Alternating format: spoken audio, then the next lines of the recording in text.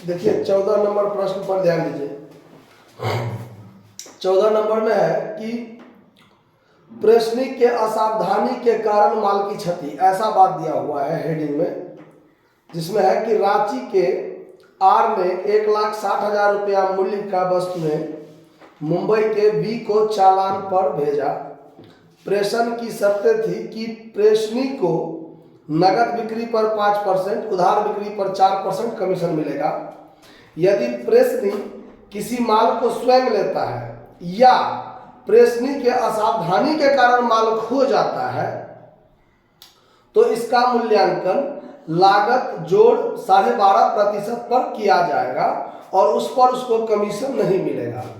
मतलब कि अगर कंसाइनी कोई वस्तु स्वयं लेता है तो वो भी एक तरह का विक्रय हुआ, लेकिन उस पर उसे खुद को कमीशन नहीं दिया जाएगा।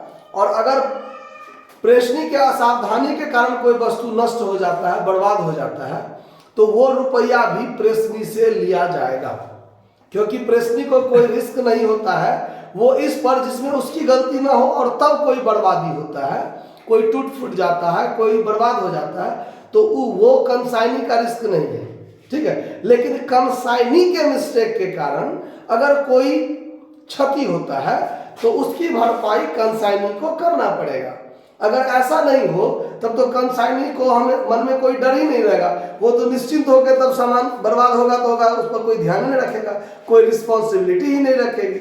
इसीलिए अगर कंसाइनी का कोई गलती के कारण, असावधानी के कारण अगर कोई क्षति या बर्बाद होता है तो फिर वो कंसाइनी से वसूली की जाएगी, रिकवर किया जाएगा।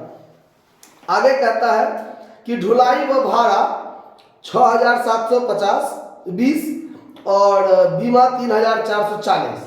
प्रेषक को प्रेषण हेतु 50,000 अग्रिम के रूप में मिला है। प्रेषक को विक्रय लेखा के साथ सेल्स रकम एक बैंक ड्राफ्ट द्वारा भेज दिया गया, जिसे बताया गया कि 1,28,000 रुपया मूल्य की वस्तुएं 1,40,000 में नगद बेची और 1,08,000 पर उधारी बेची है। और पहला पॉइंट में था कि नगद बिक्री पर 5% और उधार बिक्री पर 4% वो कमीशन देने के लिए है, विक्रय पर दी जाएगी, ठीक है, हो गया। बी ने 8,000 का माल ले लिया और 4,000 की वस्तुएं बी की असावधानी के कारण नष्ट हुई है।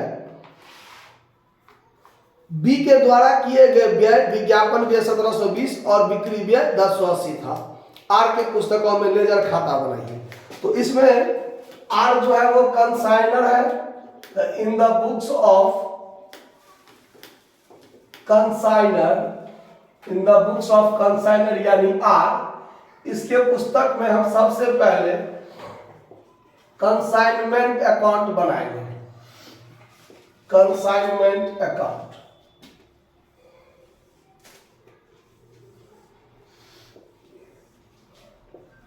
Debit credit. सबसे पहले to goods sent on consignment account 1,60,000 मूल्य का माल भेजा है। कंसाइनमेंट पर 1,60,000 मूल्य का माल भेजा है, ठीक। उसके बाद कंसाइनर ने खुद खर्चा किया है, तो टू कैश या बैंक अकाउंट एक्सपेंस के रूप में, जिसमें दो खर्च है, कैरिज 6,720 और इंश्योरेंस पर खर्च किया है, इंश्योरेंस पर 3,440, ये है ना 3,440, ठीक। यानी 60 रुपया ये हो गया, 7 से 11 का 1, 6 3 9 10। उसके बाद आगे कहता है कि कंसाइनी ने माल बेचा है 1,28,000 का वस्तु जितना में बेचा है, देखिए बाय बीज अकाउंट सेल्स। तो इसमें एक है कैश सेल्स और एक है credit sales. Credit sales, credit sales. तो 1,00,000 कितना कितना है, 1,40,000 और 1,08,000। 1,40,000 नगद, 1,08,000 उधार, मतलब 2,48,000 का टोटल बेचा है, ठीक है। उसके बाद बी 8,000 का वस्तु स्वयं लिया, तो बाय बीज अकाउंट सेल्फ परचेज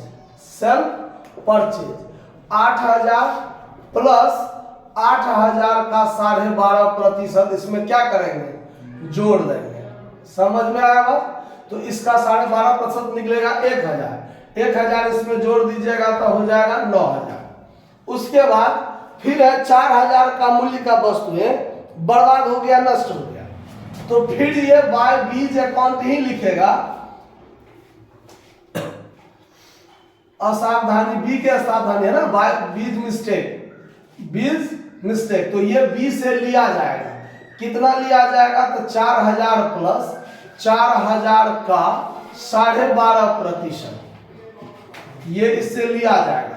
तो इसका 12.5% हो जाएगा 500 और 4,000 में जोड़ दीजिएगा तो 4,500। क्लियर? अब ये जो माल बेचा है तो इसका कमीशन यहां मिलेगा इसको। तो फिर टू बीज अकाउंट, एक तो एक्सपेंस भी किया है शायद, देखिए विज्ञापन 1700 है ना 20, तो यहां दे दीजिए एडवर्टीजमेंट 1720 और सेलिंग एक्सपेंस कितना है 1080, यही है ना 1080, तो ये हो जाएगा जोड़ के 2800। उसके बाद इसको कमीशन मिलेगा बी को, तो टू बीज अकाउंट कॉस्ट में कमीशन दे दीजिए। 1,40,000 पर 5% मिलेगा और 1,08,000 पर 4% मिलेगा, यही ना है। शर्त तो यही है कि नगद बिक्री पर 5% और उधार बिक्री पर 4%। इसका 5% हो जाएगा 7,000 और इसका 4% हो जाएगा 4,320, मतलब 11,320। क्लियर? अब रह गया एक काम, बाय कंसाइनमेंट स्टॉक। अब ये कंसाइनमेंट स्टॉक का जब चर्च करेंगे, देखिए वर्किंग नोट जिसमें कंसाइनमेंट स्टॉक कितना बचा, 1,60,000 का माल भेजा था, जिसमें से 1,28,000 का माल बिक गया, 8,000 का माल स्वयं ले लिया और 4,000 का माल बर्बाद हो गया। तो अब उसके बाद स्टॉक बचेगा कितना, तो 1,28,000 और ये 12 मिला के 1,40,000, मतलब कि 20,000। ये 20,000 कॉस्ट वैल्यू बच जाएगा, cost value of consignment stock. Shortcut में थोड़ा लिख दिया, इसको ध्यान रखिएगा। उसके बाद एक्सपेंस पेड बाय कंसाइनर, तो कंसाइनर कितना खर्च किया है वो देखिए, 10,160 रुपया खर्च किया है, 10,160 रुपया खर्च किया है।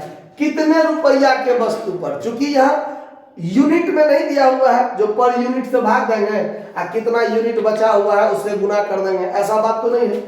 तो यहाँ पर 1,60,000 से भाग देंगे और गुना करेंगे 20,000 रुपया मूल्य का हमारे पास स्टॉक बचा हुआ है। तो जब इसका कैलकुलेशन करेंगे तो 20,000 8 से ही कट गया और 10,160 में भाग दे दीजिए 8 से, तो 1,270 बचेगा और ये 1,270 जोड़ दीजिए 21,270, तो ये 21,270।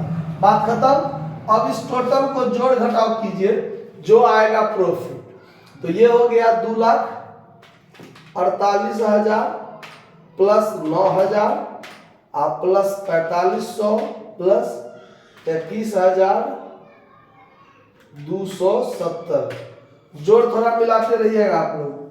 2,82,770, 2,82,770 और इसमें से घटाएंगे 1,60,000, फिर घटाएंगे 10,160, फिर घटाएंगे 2,800, फिर घटाएंगे 11,310, 98,490। 98,490 क्या हो गया, 2PL अकाउंट प्रॉफिट। ठीक है, अब बनाना है कंसाइनी अकाउंट यानी बीज अकाउंट।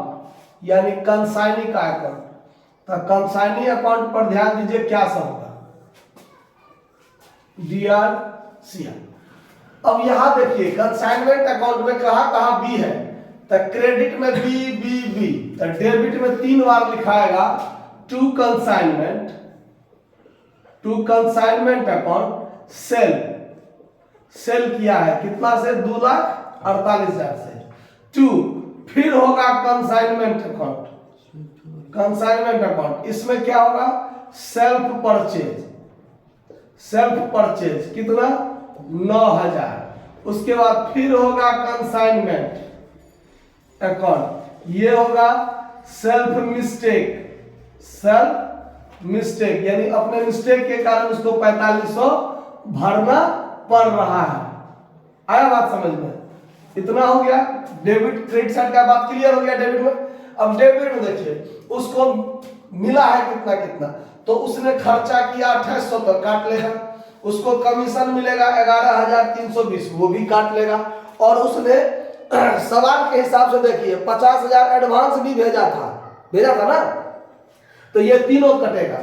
तो एक बार लिखेंगे बाय कंसाइनमेंट अकाउंट जिसमें उसको एक्सपेंस के रूप में 2800 काटने का अधिकार है, फिर है बाय कंसाइनमेंट अकाउंट जिसमें उसको अपना कमीशन वापस लेने का अधिकार है 11,320, यही है ना।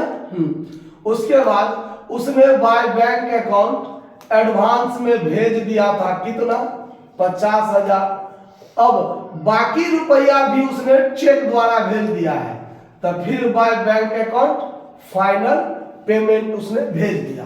तो कितना भेजा, तो इसको जोड़ेंगे 2,48,000 प्लस 9,000 प्लस 4,500 प्लस हो गया 2,61,500, 2,61,500, 2,61,500, और इसमें से वो काट लेगा 2,800 और फिर काट लेगा 11,320 और फिर काट लेगा 50,000, 1,97,380, 1,97,380 क्या कर लेगा वापस उसको पेमेंट कर देगा। यानी अगर मैं कंसाइनर हूं तो मुझे पेमेंट कर देगा।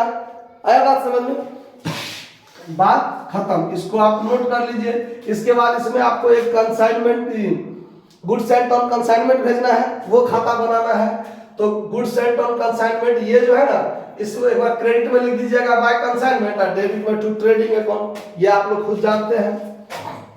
जैसे अगर हम दिखा दें goods and on consignment account जब आप बनाइएगा तो ये आसानी से क्रेडिट डेबिट यहां लिखिएगा बाय कंसाइनमेंट अकाउंट,